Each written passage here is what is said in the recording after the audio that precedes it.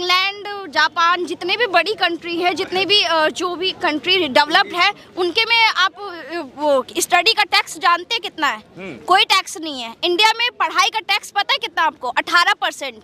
किस लिए? क्योंकि पता है अगर बच्चा पढ़ जाएगा ना यहाँ का, तो यहाँ के लोग समझदार हो जाएंगे, इसीलिए इतना ज्यादा टैक्स लगाया जा रहा है। अगर बात करते हैं ना आपकी नारी शक्ति बढ़ रही है, तो कभी जाके आइए कभी नॉर्थ कैंपस और वहाँ का देखिए, PhD करी हुई स्टूडेंट ना 5-5 साल वेट करती है जॉब के लिए। फिर ये लोग ये एलिगेशन लगाते हैं वो एलिजिबल नहीं था इसलिए उसको जॉब नहीं मिली। ये भी कह रही हैं। देखिए मैंने भी PhD करी है, मैं भी दिल्ली यूनिवर्सिटी से पढ़ी हूँ, मेरे को तो कहीं जॉब की कहीं कोई कमी नहीं दिखी, मेरे को कोई काम की कमी नहीं दिखी है। अब मैं किसी की योग्यता पे यहाँ प्रश्न नहीं करना चाहती, लेकिन इनका अपना इनका अभिव्यक्ति की आज़ादी है, इनको पूरा मैंने बिना टैक्स के सर पढ़ाई करी है, मैं सरकारी स्कूल से पढ़ी हूँ इसी में, और मैंने बिल्कुल दिल्ली यूनिवर्सिटी की fees is very economical. Delhi university का GST बता दीजिए ना, मैं आपसे पूछ रही हूँ ना। पढ़ाई का टैक्स पता है? नहीं आप बताइए दिल्ली यूनिवर्सिटी में कितना परसेंट लग रहा है आपको? 80% टैक्स है दिल्ली यूनिवर्सिटी में, टैक्स 80% लग रहा है। वो क्या बोलते हैं? क्या कह रही हैं आप? GST वगैरह। GST दिल्ली यूनिवर्सिटी में 80% GST लग रहा है। 18% GST किस सब्जेक्ट में? सभी सब्जेक्ट में 18% GST। देखिए मैं बता देता हूँ, प्राइवेटाइजेशन जहाँ पे प्राइवेट एजुकेशन है वहाँ पर टैक्सेस की व्यवस्था की गई थी, ठीक है। और ये टैक्स आज से नहीं है, जब से शिक्षा में मैंने जब 2009 में आप कर रही थी ना, कब मैंने 2009 में जब मैं सिस्टम इंजीनियरिंग कर रहा था तब भी मैं टैक्स दे करके कर रहा था। वो बिल एक बनता था 22,000, लेकिन इतना रुपये और इतना टैक्स।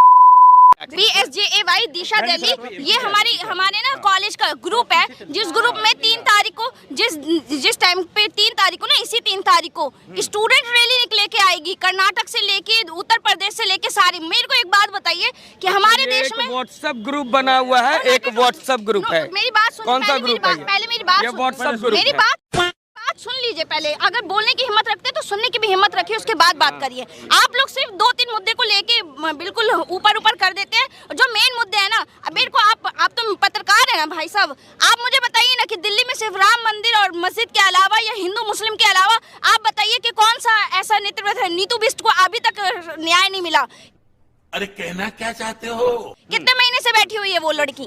वो एक PhD स्टूडेंट थी। वो एक बात, आपने राम मंदिर, आपने खुद ही, हम तो अभी पढ़ाई पे चर्चा कर रहे थे और विकास पे चर्चा कर रहे थे, राम मंदिर आपने ही छेड़ा है।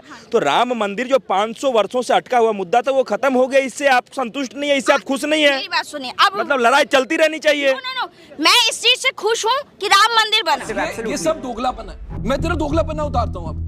मुझे इस चीज से लाना क्यों ना चाहिए था आपको? राम मंदिर तो लाना ही नहीं चाहिए था। मेरी बात सुनिए, एजुकेशन की तुलना आप राम मंदिर, मेरी बात सुने पहले। राम मंदिर बना, ये अच्छी बात है। राम मंदिर को ले, अब मेरी एक बात समझिएगा, राम मंदिर के मुद्दे को देखिए। 500 मीटर का दिया लाया, एक क्वेश्चन हो गया। 500 मीटर का दिया 4 लोग लेकर आए, दूसरा क्वेश्चन हो गया। 500 मीटर का दिया 6 लोग उठा के लेकर आए। भाई 500 मीटर का दिया आ गया, मुझे पता चल गया। कौन है ये लोग, कहाँ से आते हैं?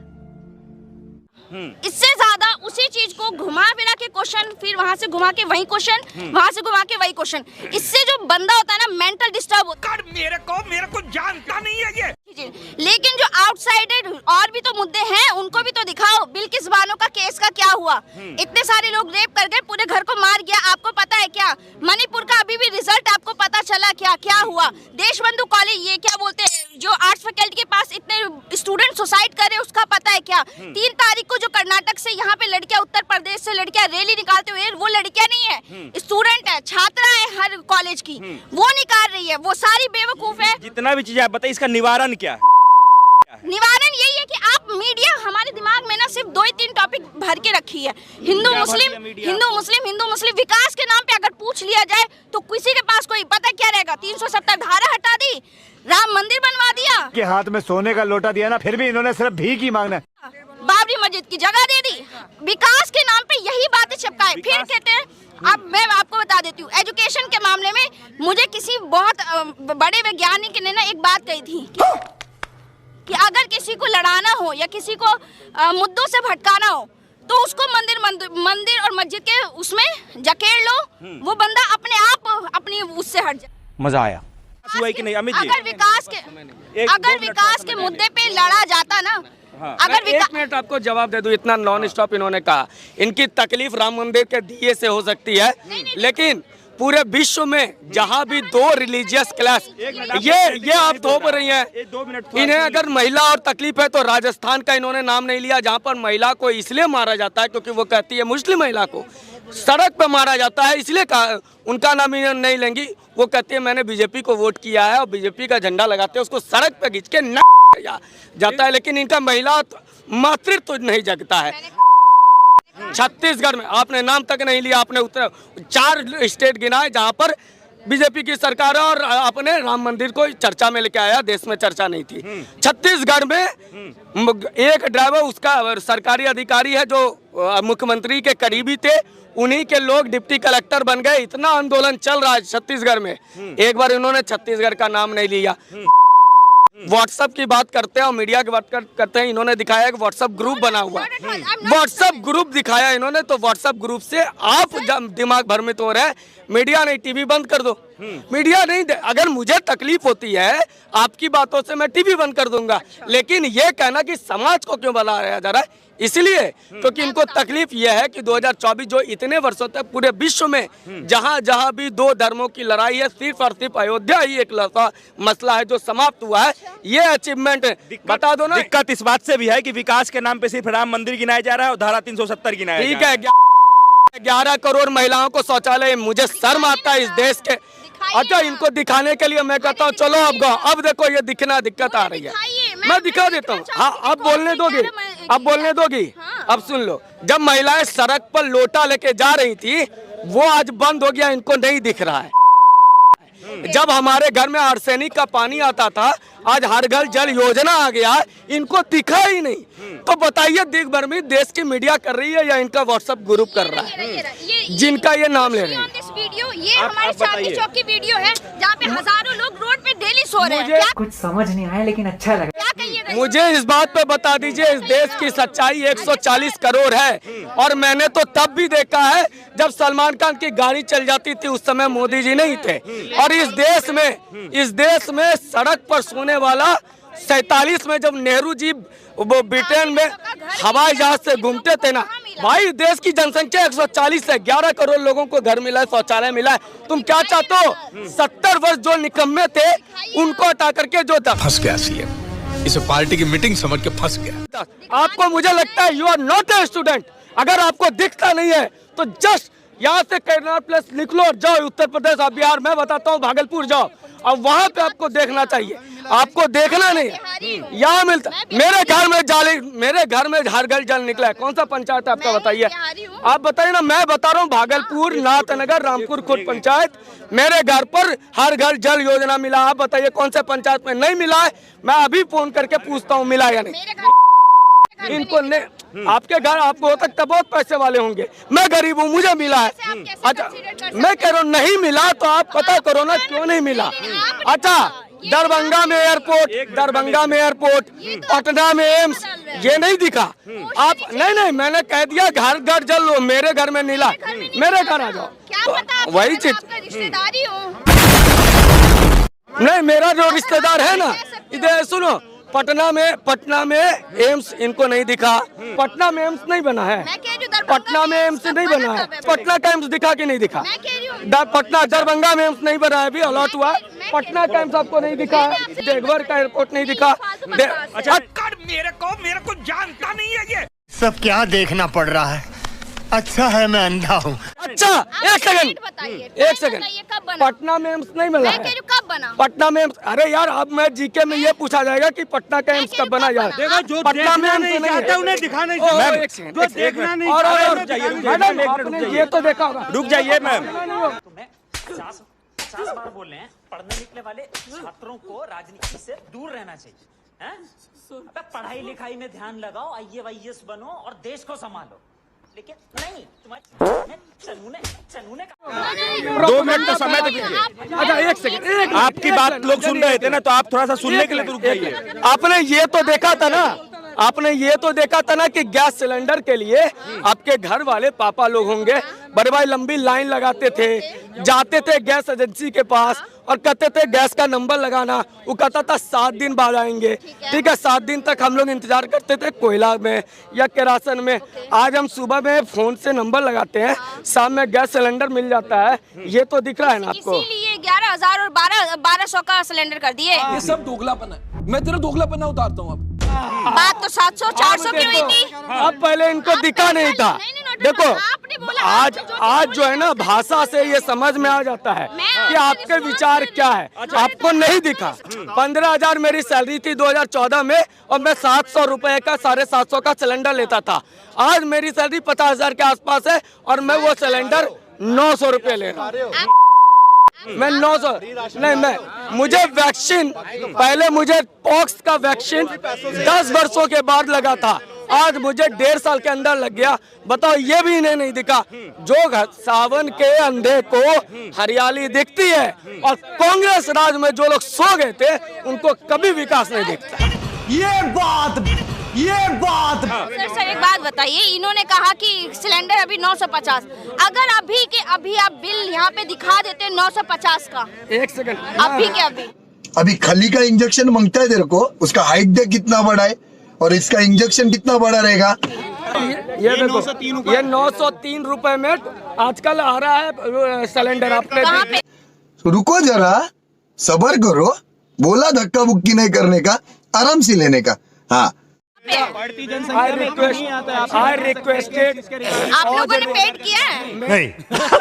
मेरा ये भाई मैं पे करता हूँ, मैं अपना परिवार चला रहा हूँ। मतलब आप अपने परिवार में रहते हैं या नहीं रहते, ये बताइए। आप कह रहे थे गैस सिलेंडर का रेट ही नहीं पता है। मैंने खुद लिया है, मैं जिस पीजी में रहती हूँ ना, वहाँ 1100 रुपए का सिलेंडर मैं हर महीने लेती हूँ। कौन सा वो कमर्शियल आया होगा? कमर्शियल नहीं, घर वाला सिलेंडर। अच्छा, एक बात बताइए, क्या 2024 में लग रहा है कि नरेंद्र मोदी सत्ता में बने रहेंगे या हट जाएंगे?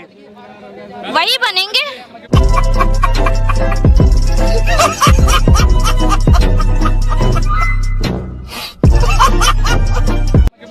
क्यों मोदी बनेंगे? क्यों बनेंगे? सरकार भी तुम्हारी है, सरताज भी तुम्हारा है। तुम झूठ को सच लिख दो, अखबार भी तुम्हारा है। और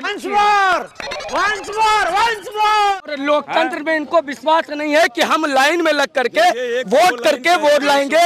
तो ये लोकतंत्र पे ये कांग्रेस पार्टी की बात I कर रही है। believe on this लोकतंत्र संविधान, I respected, मैं संविधान को बिलीव करती हूँ, संविधान को मानती हूँ, के हाथ में सोने का लोटा दिया ना, फिर भी इन्होंने सिर्फ भीख ही मांगना है। लेकिन संविधान को ना मानने वाले लोग ही बीजेपी के हैं। आपको एक बात बताइए, बीजेपी की एक संस्थापक है, वो पता नहीं एक महिला थी, उन्होंने कहा है कि जो 99 साल के ना लीज पे आजादी जो है, आजादी नहीं है, 99 साल की लीज पे ली गई आजादी है। ठीक है, मेरा बेटा इंजीनियर बनेगा। नहीं, एक सेकंड, व्हाट्सएप यूनिवर्सिटी पे नहीं भैया, बीजेपी के प्रवक्ता बोल रहे हैं। मैं कहाँ से, ग्रुप कोई भी बोले, कहाँ भी बोले, मैं आपको बता रही हूँ कि वो और मुंह से बोल रही है, पूरे स्टेज पे बोल रही है, तो मैं क्या बोल सकती हूँ। 99 साल की लीज पे लिया गया है। हमारे भारत के प्रधानमंत्री कहते हैं कि अगर मेरे घर के बाहर कोई पकौड़ा बेच रहा है तो उसको रोजगार। और राहुल गांधी के न्याय यात्रा को कैसे देखते हैं आप? न्याय यात्रा अगर वो फैक्ट है या वो सही है, मैं किसी भी पार्टी को सपोर्ट नहीं कर रही हूँ, या मैं हक दिया। अब तक तो मुझे लगा सिर्फ पाद रहा है, लेकिन ना भाई, मैं किसी पार्टी को सही या गलत कंसीडर, लेकिन जो बीजेपी जिसने भी अपने वादे को तोड़ा है, मैं उन सब के अगेंस्ट हूँ। मतलब न्याय यात्रा पे विस्मयादिबोधक चिन्ह और बीजेपी के सारे कामों पे एकदम बिल्कुल फुल स्टॉप।